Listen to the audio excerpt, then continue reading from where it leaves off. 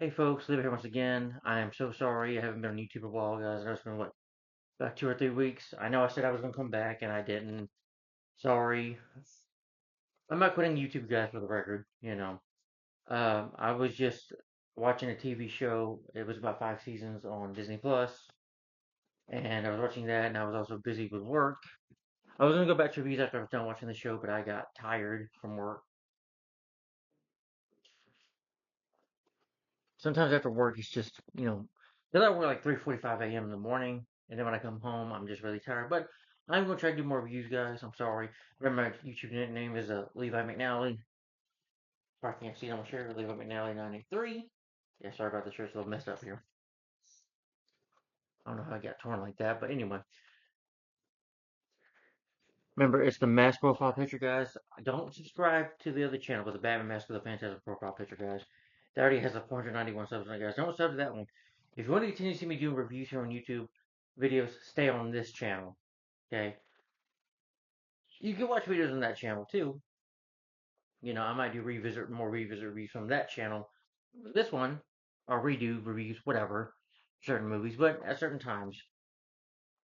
But guys, that would take a lot of time. So anyway, guys, what I've been doing on my channel here, on my new channel here, since it's been about what, almost a year now. I've been doing this YouTube channel. Yeah, a year. Can you believe it? For 1 year now, a year now. But anyway, just been busy with work, things going on in life in general. But I'm back, guys. So I'm sorry. Hope you all enjoyed the pickup 4 video and the channel update. Yes, guys, if you watched that video, I did explain the next reviews coming up. And I've been doing a superhero marathon, y'all. I've been on doing what I call the 2020 eras of superhero movies. These are superhero movies that came out in the 2020 decades, starting with 2020 to 2025. Now, if we go 2026, it's a maybe here. I got a feeling if I keep doing these, we're in, well, almost toward the end of August, but we got almost close to 4 months. I think I'll be finished by then, hopefully. If so, I I don't know. I mean, I'm going to talk about superhero shows, of course, but after that, I might do an Arnold Schwarzenegger marathon. But for now, I'm on the 2020 era. I'm still on the superhero marathon, guys. I'm on the 2020 era superhero reviews. Um, I've been on the year 2023. And this film came out in the July. This is a DC adult animated film. Excuse me. Hope you guys can hear me, and hope the quality's good too. I'm sorry it blurs out sometimes, but I can't control that. It's a DC animated adult superhero film. This is the seventh film in the DC animated movie universe's second phase. Um, I think they start with Superman Man Tomorrow, type of movies. And this is the 55th installment in the DC Universe animated universe movies line. That is Justice League World, which I have on Blu-ray, which I love this movie. I really enjoyed it. There are problems with the film; it's not perfect, but I really enjoyed this film. It's got an interesting story. It's definitely a lot better than the Flash, which I ranked on. Yeah, the Flash that hurt me for a while. That felt like that shocked the life out of me. That movie did of how awful it was. You know, how crap it was. You know, yeah, that kind of hurt me for a little while. I know it's been 3 weeks. I probably done since I've done a movie review. But yeah, but this is really good. I really enjoyed Justice League World. And one thing, I love the artwork. You got Blu-rays. You do special features like go behind the scenes with the illusions of the Warworld future. Deep dive into the origins and history of the Key players. Yeah. And the film it's a short movie. It's only 91 minutes long. This is just a slipcover. This is Blu-ray. I love how DC. I always compliment in my videos about when I do DC animated reviews that I love the artwork. Yes, I love this artwork. I love how they do it. Yeah, DC always does a good job doing that. They really do good with it. You know, every time they make these movies, with those kind of covers, it makes me want to. It intrigues me. It's not just the trailer that is the marketing tool for a movie, well, the trailer too, but it's also I think the poster wants to intrigue you to see the movie as well. And but the film is direct to video. I would not recommend this movie for kids. It is rated R. Yes, it does have bloody violence in it. There is blood and gore in here. I would not recommend it for kids. Characters do die in this movie. It does have blood and gore in it. It's very adult. So I would not recommend your children seeing this movie. This is not a Disney cutesy movie. Characters do not, you know, go into songs and start singing happily, no, it's just an adult film for adults only. Yeah. Yeah. And this film is, let's see for the production. Just a Warworld was announced at Warner Brothers Entertainment after the premiere of Green Lantern Before My Power. So much that the voice cast was revealed, and the film was given an R-rated. The film took inspiration from action comics titles Warworld Rising, The Arena, and World of Revolution. The film explores for the writing. The film explores the three different film genres that is like Western, like with Wonder Woman, fantasy with Batman, and sci-fi from the 50s, like with the alien type movies. Yeah, which I like that they add these aspects into the movie, which makes it really interesting, I think. This was done at the suggestion of executive producer Bruce Luca, who wanted to explore different genres after working for years on superhero animation. And idea director Jeff Wurmser liked.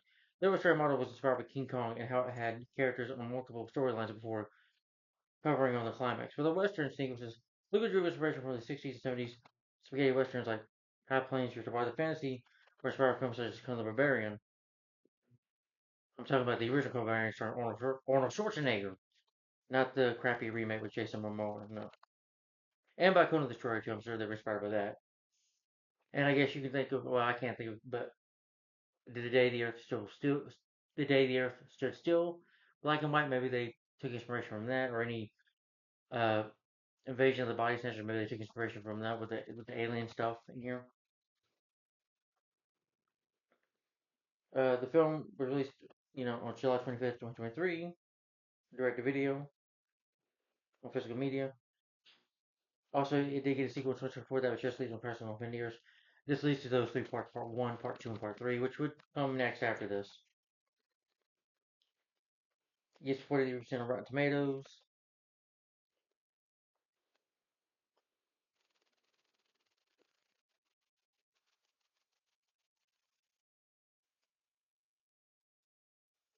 Some criticize the film's mythology to type story. Some of them find the plotline involving Batman and War more interesting, which I disagree with that. I do think Wonder Woman's side stories were interesting. I disagree with Wonder Woman. Superman doesn't get much in there, but I kind of disagree with that. But this is just my video, my opinion. For the voice cast, you have Jason Hinkles as Bruce Wayne, Batman Officer Wayne, the mercenary. Jason Hinkles, you probably know him from Supernatural, but I know him basically from Smallville season 4. Yeah.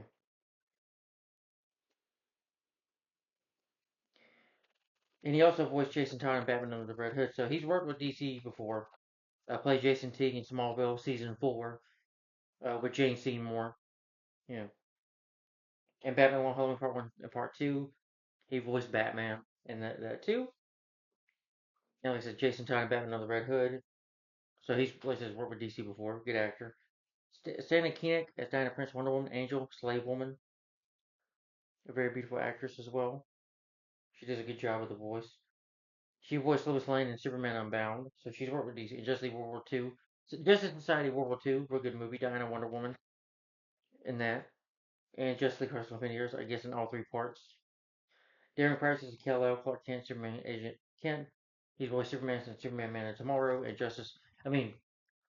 the Legion of Superheroes. He voiced Superman as well. Unless it's Superman Man of Tomorrow. He voiced Raphael in Batman vs. Teenage Mutant Ninja Turtles from 2019. Superman Earth 2, he voiced Justice Society World War II, and like I said, Superman Man of Tomorrow. Ike Amon as John Jones, Martian Manhunter. He's done voice work for like Mass Effect 3, Halo 5, Injustice 2, Atrocious, and then I can't say the character's name right. Mortal Kombat, Legend Scorpion's Revenge. And he also voiced John Jones in Green Lantern Before My Power, and Justice League Crisis on Infinity Earth. Troy Baker voices Jonah Hex, a character from the Western. I like that Jonah Hex in here. You say he's an anti-hero, but here they make. I do like the fact that they make Jonah Hex a villain in this. Troy Baker, I basically just know that he for Batman Arkham Origins. Let's see if I can get to video games here.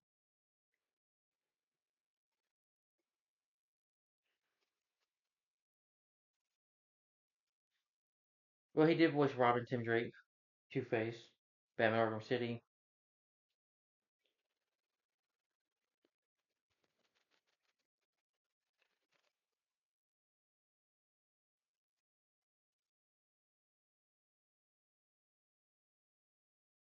He voiced the Joker in Batman Arkham Origins, and I thought he did a great job with it in that, in my opinion.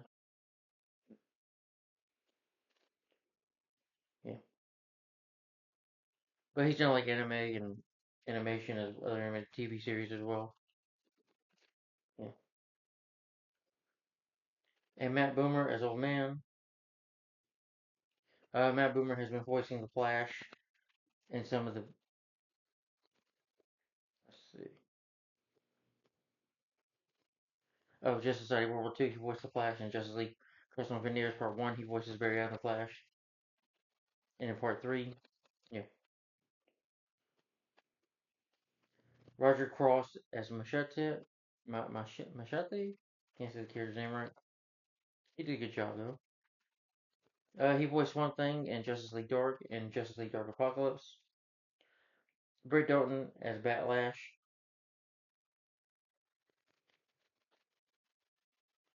He was in Agents of S.H.I.E.L.D. Trevor Duvall and Drifter, so working with Marvel, the MCU. Trevor Duvall voices the Drifter.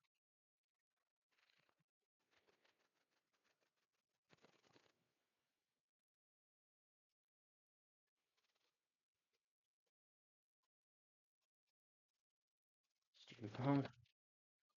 Let's see, he does some TV shows, some other voice work as well. John DeMont as Lobo. He did some voice work for Kim Possible, Jackie Chan Adventures, Samurai Jack, Brother Blood, Teen Titans Go, Spectacular Spider-Man. Robin Akin Films as Mongol. Mongol, who was like the leader of Warworld, one of Superman's foes. Thought he did a good job. Garfield, The Tale of Two Kitties. I did some additional voices for that. No, I don't think I've seen that one, but I didn't care for the first Garfield movie from 2004 with Bill Murray. Yeah, I never really cared for that movie. He did motion capture and I guess a voiceover for Batman vs Superman Dawn of Justice, Doomsday, awful movie, and Incredibles 2. Frank Grillo as Agent Faraday. End of Watch, Zero Dark 30. Well, oh, okay, yeah, this is Captain America, The Winter Soldier, Captain America War. He's Crossbones. Yeah, good actor. I think. Let's see. Hopefully, I'm right that he was in Captain America. The Shield is in that as well. Edge of Darkness, Mel Gibson. Okay, yeah, I was right. Rachel Kimsey as Maria Romanoff. David Lodge as Sheriff. Dan O'Hara as Devance. Teddy Sears as Travis Morgan. Warlord. Teddy Sears? Oh my gosh. He was Hunter Solomon, aka Zoom, from season 2 of The Flash. Yeah. So again, he's worked with DC before, being in the CW's The Flash. I'm talking about with Grant Gustin, Daniel Panabaker, Carlos Valdez, yeah,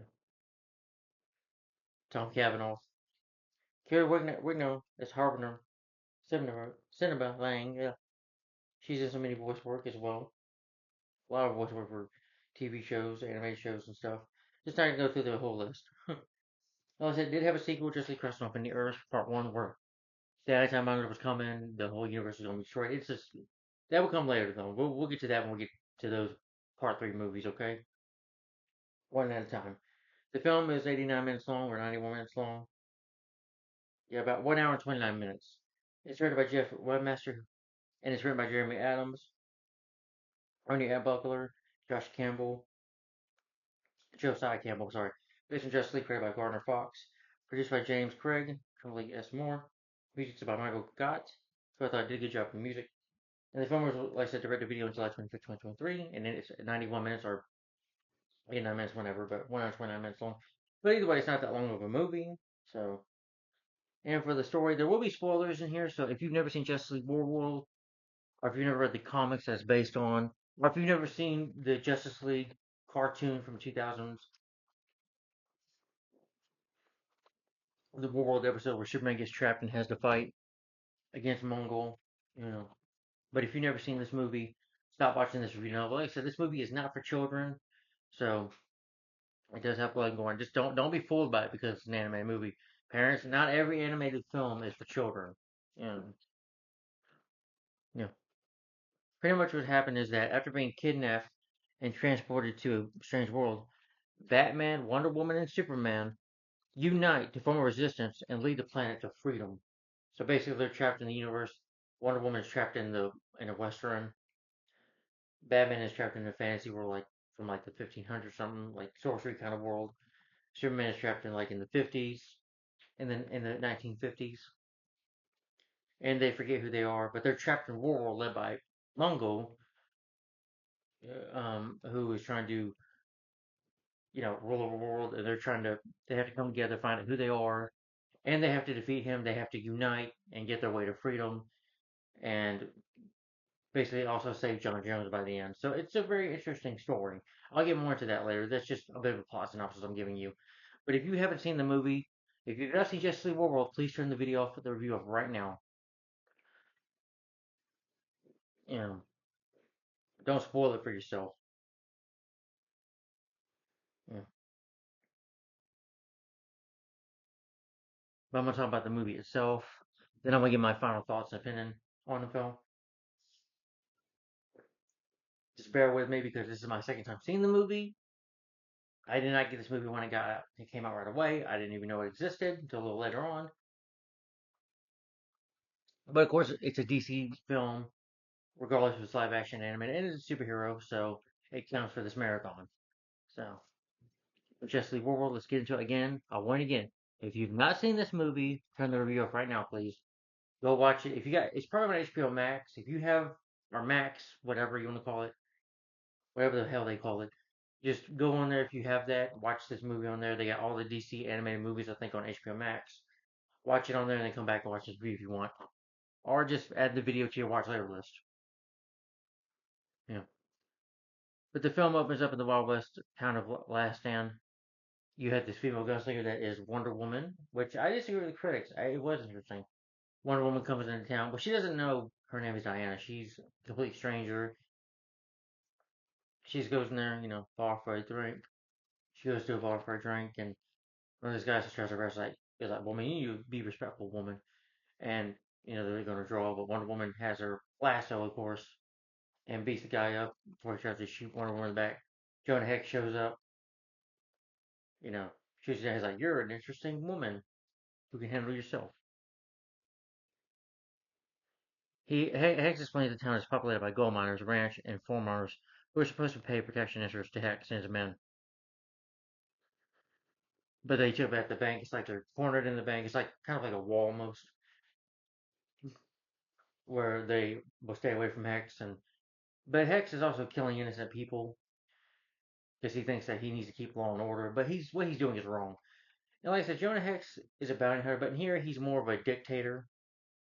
This is more where like I said, this is a Warworld, so this is kind of a trying to say what DC does is like they do other kind of worlds where they can make somebody a villain and basically make Jonah Hex. But I like that they added the character of Jonah Hex in here. You know, yeah. Him and Wonder Woman talk. And she's like, "Hey, what happened to your face?" Like he's like, "Just trusted the wrong people." And he tells her about what's going on, that he could use her. Then you see these people or their wagon just walk in. It was pretty dark about this. It's his family, just this man and woman, his daughter, and they push them down. And the woman's like, "No, no, don't mess with my husband." They beat him up, and then the gunslinger don't care.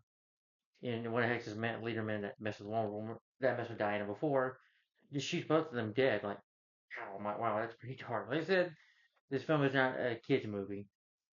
The little girl sees that, she runs. They're gonna try to shoot her, but Diana comes in to save her. Yeah, and Jonah Hex, he gets a machine gun, tries to fight them off. Wonder Woman is able to, kind of like throw part of a wagon, like the wheel of a wagon, throws it and destroys it, knowing that he can't trust Diana now, that she's not on his side, pisses him off. You know,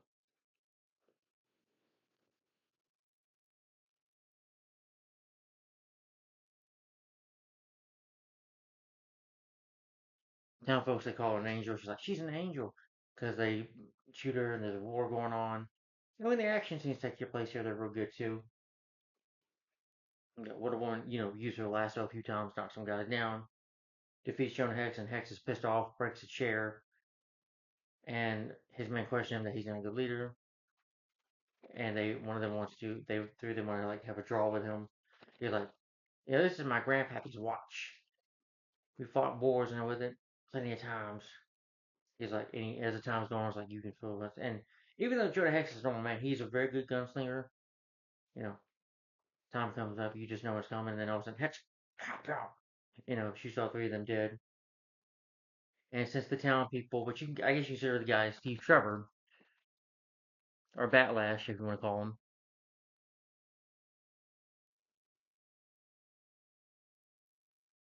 he asked for a name, she can't remember. They need supplies. So I guess you can assume Steve Trevor, or Batlash, they call him here. Basically, the guy's Steve Trevor, who fought with Wonder Woman in World War II, who was the first man that ever was on the Mascara, which Diana, Prince, Wonder Woman is from. An island only women can live on. But anyway, they just, Hex tries to talk to her. He's like, "You really think you can take me on?" He wants to make a deal, but Diana gives him a good beating. She uses the lasso of truth on him, and he tells her that he set these bombs on this train, and they're gonna head for the wall, killing all these people. Diana goes to rescue them. Yeah, she transports Leslie to destroy the town folks' fort. She does derail the train. She knocks some guys down, which is pretty cool. She's able to use her strength to pick up the train track and destroys it. And Batlash is like, "Wow, Angel, you did great," and they're talking. It's like, they kind of flirt with each other. Then all of a sudden, bam! He gets shot by Jonah Hex. Jonah Hex is like, I say it's over. It's not over till it's over. And this pisses Diana off. Fit of rage. She beats the shit out of Hex. Basically, just punches him to death. Makes that side of his face look messed up real bad. But then she leaves town quietly after saving them.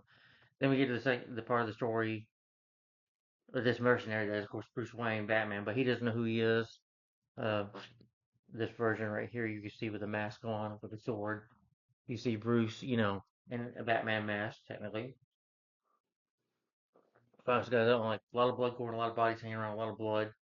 A guy named Charles Morgan takes a mercenary sent by his arch enemy, the wizard called Demos, as a slave to work in the mines. So Morgan and the mercenary fight each other. Morgan wins, so they capture him, decide what to do with him, and he tells them that he can take him to Warlord and to Demo's castle in exchange for freedom and gold. And they want to go on the quest. They're like, okay, well, let's do it. They say, you're coming with us. And they're like, you're the only man that can. And he's like, I do like it when he says, the hell I will. Because Batman has that stubborn version of himself, but he goes eventually.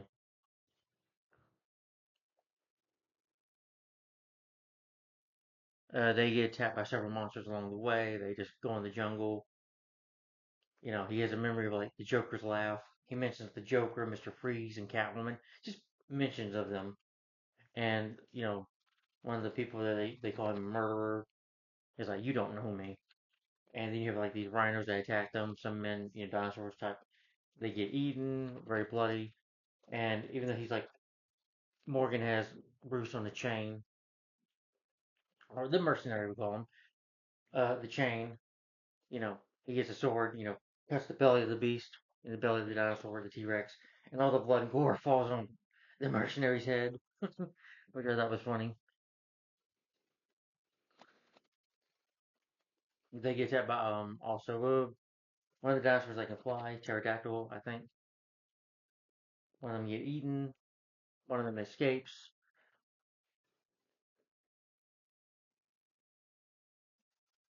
They also go in the water. They get, more men get eaten. Then his friend Marsha, Mashat, uh, they go through the door. They're at their quest for that, Demo's castle. But it's kind of like it reminds me of Indiana Jones and stuff a little bit with traps. But if you walk through it, it's like a phase. Mashat's like, I'm not going to listen. He walks through. Morgan's his best friend, walks through. He gets phased and he turns into stone. Well, not stone, but turns to a skeleton and he dies like that. and the mercenary's able to find like a panel where that where the buttons are at. He pulls at the strings. You know, and he's like, "How did you know that?" He's like, "I don't know." But again, Bruce, of course, Batman is the world's greatest detective. That's why. But he has no memory, so it's like them being trapped in here. They don't know who they really are yet, but they go on this quest. They get chased by this Centaur monster, or whatever you want to call it, kind of like a gatekeeper kind of monster, and they get separated by the chains. And he's like, "Free me from the chain." He's like, "Never be as fast as the man that you're escaping with a monster with," or something like that. And he sees him there. He's like, "Well, he's there for the money." Demos comes, shoots a gun at Bruce, and is like, "Good, now we made our deal."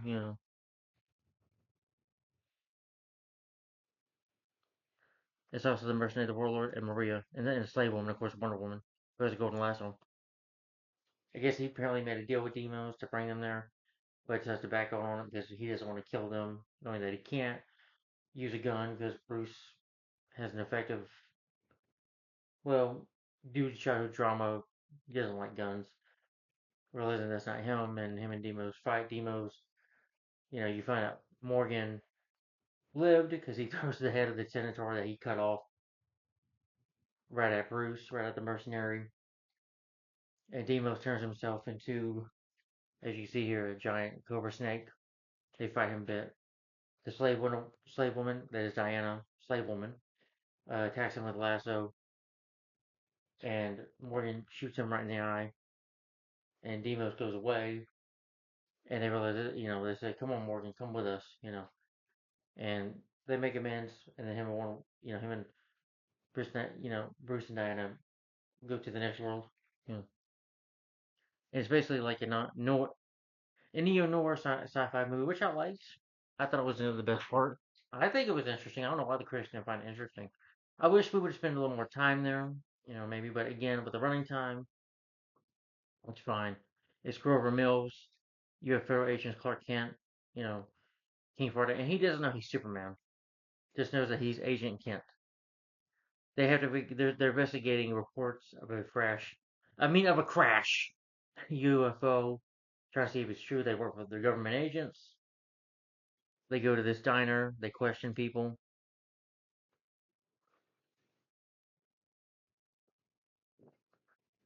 You have Mr. and Mrs. Lang, like Lana Lang, like from Smallville, Clark Kent's first love, you know. And they see Diana there. She's a secretary. You have a truck driver, a married couple, and a drifter. And they're questioning them. They're about to argue, and they say, "Well, these aliens, they mess with your mind and get inside of your head." You also find out, by the way, they're white Martians. Yeah. And of course, spoiler, which leads to John Jones. Yeah. And there's a trooper there, Officer Wayne. Hmm. Him and Ken are about to shake hands, like, "Do we know each other?" Hmm. And Clark, of course, who has Agent Kent, of course, who was Superman. We all know Superman has super hearing. Even though the box is not plugged in, he hears it from the car. And surprisingly, washes his face in the bathroom, comes out, Diana and Officer Wayne, the secretary, say we can hear the sound too. Yeah.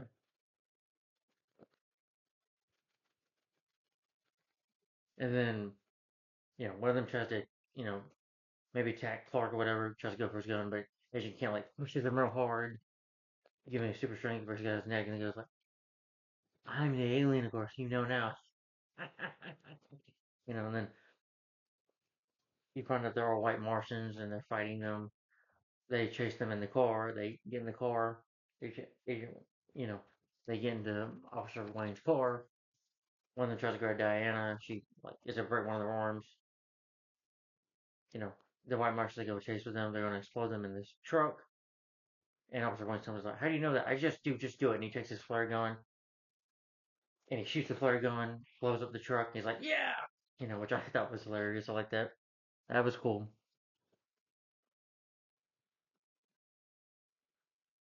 Then you have Faraday, Agent Faraday, who they find John Jones. He's named that they need to kill him, and he realizes that they don't need to do this. He's like, you want to treat justice American way. American way is not killing innocent people, but that's just not the way. And he tries to, he shoots Kent. Of course, you can't shoot Superman because Superman's bulletproof, so knocks him out. You know, all of a sudden the illusion comes up, the sun, the beams come, and of course the sunlight gives him his powers fully.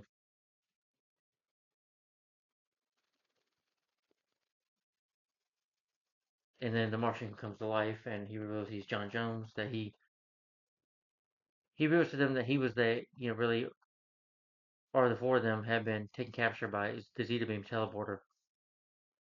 John Jones was able to use his psychic abilities being harnessed to protect illusions in the planet Warworld, which is led by Mongol. You know, also John Jones has been the first one captured by Lobo. It was cool to see Lobo here. Lobo was making jokes every now and then, which is funny. You know, mhm. I really want a Lobo movie. They need to make one. Hmm.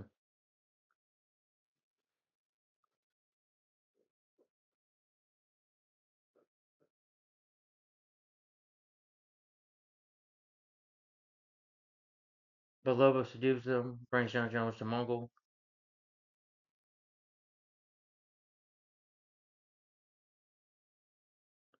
He has this planet destroying power, this weapon that Mongol wants to destroy. He wants Warworld to take over completely. You know, he's been searching to the multiverse to do that, though.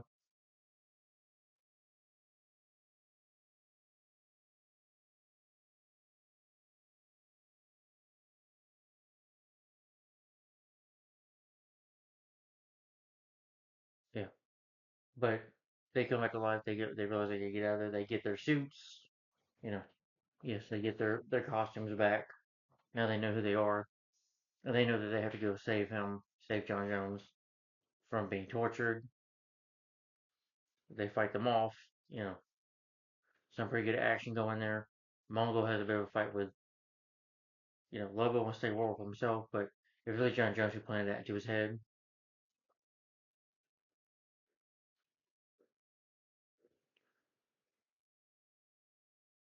Uh, John Jones, Martian Manhunter, you know, emerges with a white Martian, revealing that the two halves they were hidden in the DNA, both Martian races, processing both halves. John Jones uses the key to activate Warworld's self-destructive sequence.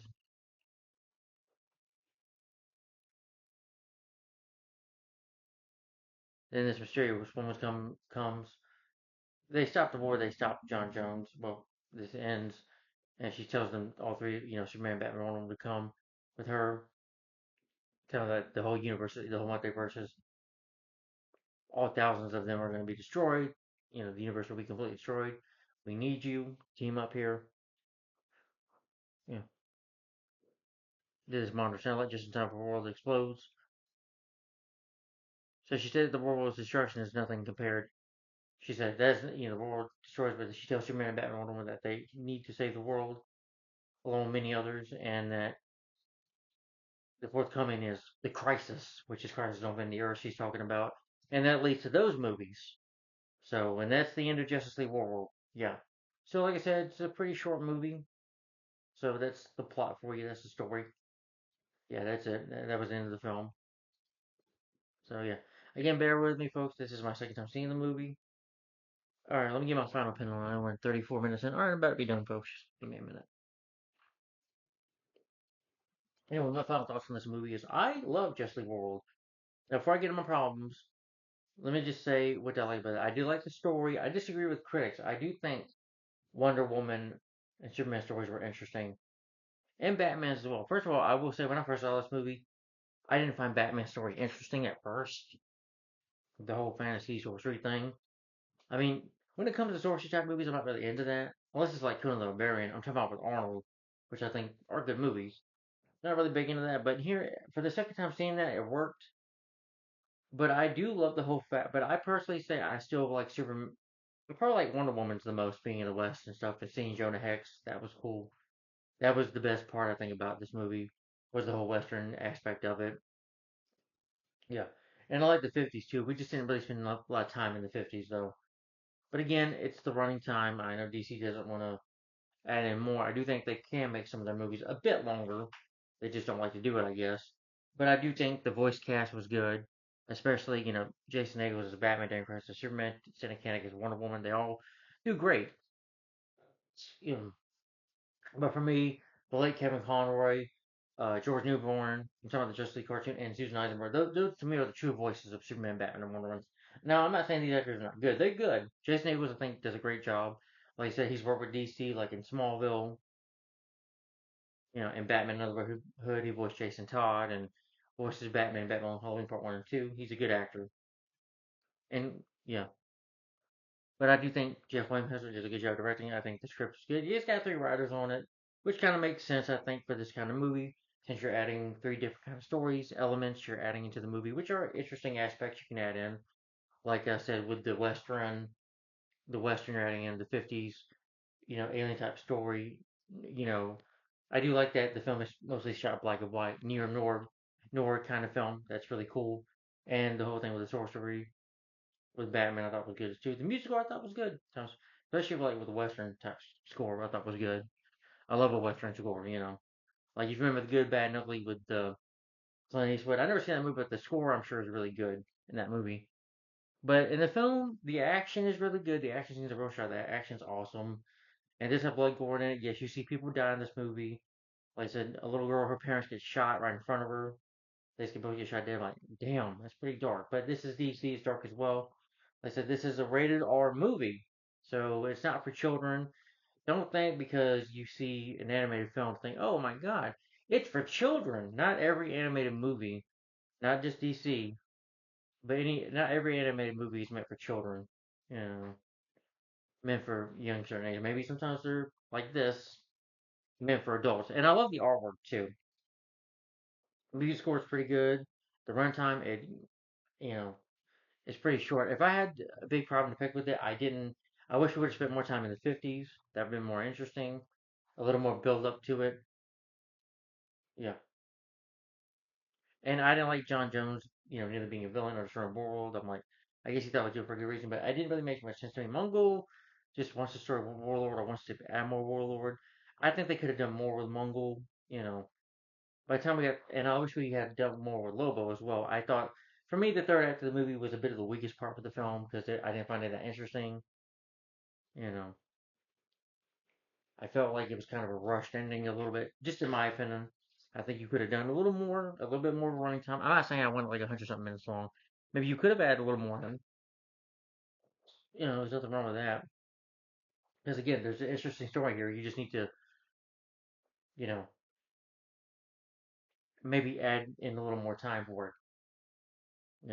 I like the whole fact that John O'Hex is a villain, and I don't mind a film being a bit longer as long as it's good. You know, I don't mind over a 2 hour movie or 3 hour movie as long as it's good and it's got a good story.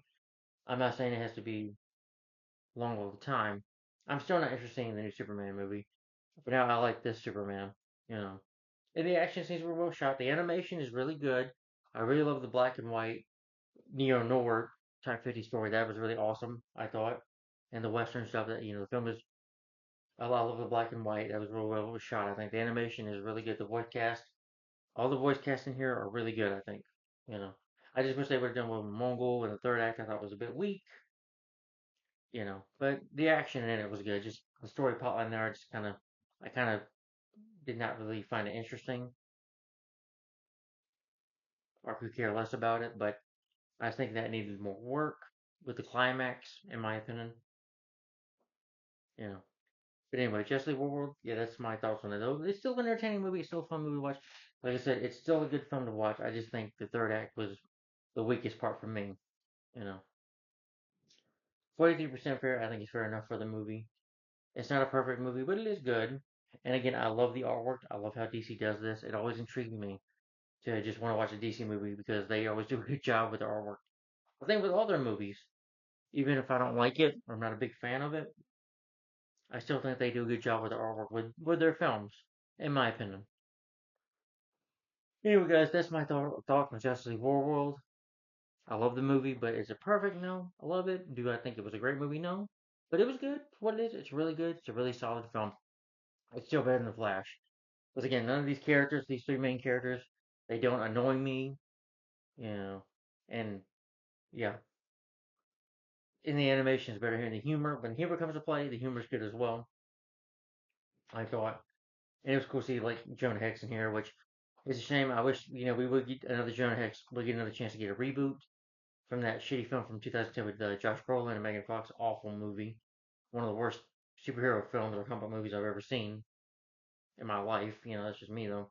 But it was cool the DC Showcase Jonah Hex movie. I did review that here on my channel. That's really good.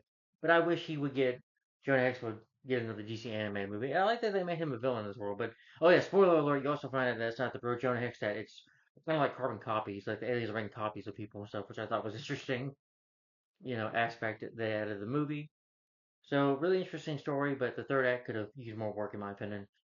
And guys, yeah, Justice League World. My rating for Justice League World, my rating for this film is 4 to 5 stars and a thumbs up. Still give it a thumbs up. It's still good, but 4 to 5 stars for Justice League World. So guys, tell me in the comments down below. What do you think of the film in your opinion? Do you like it? Do you hate it? And have you seen Justice League the cartoon, the Warworld episode where Superman fights Mongol? Have you seen the Justice League cartoon show? Cartoon show. What do you think of it? Or Unlimited? Have you seen the other Justice League animated movies? What are some of your favorite Justice League films, animated films? What do you think of the live action ones like Justice League 2017, the Josh Whedon version, or the Zack Snyder cut? What do you think? And what do you think? And what are some of your favorite DC films, live action and animated? Tell me in the comments down below. Thanks for watching, guys. Like, comment, and subscribe. And stay tuned for the next review. These next two movies came out in August, so I'm starting with this one. This is a bit of a shell shock, but oh gosh, I've seen this movie once and I did not like it. I don't know why people praise this movie, but we'll get into that. And that is the 2023 superhero film Teenage Mutant Ninja Turtles: Mutant Mayhem, which this is probably a rant coming up. So yeah, but Teenage Mutant Ninja Turtles: Mutant Mayhem. This will be the next review, so stay tuned for that, guys.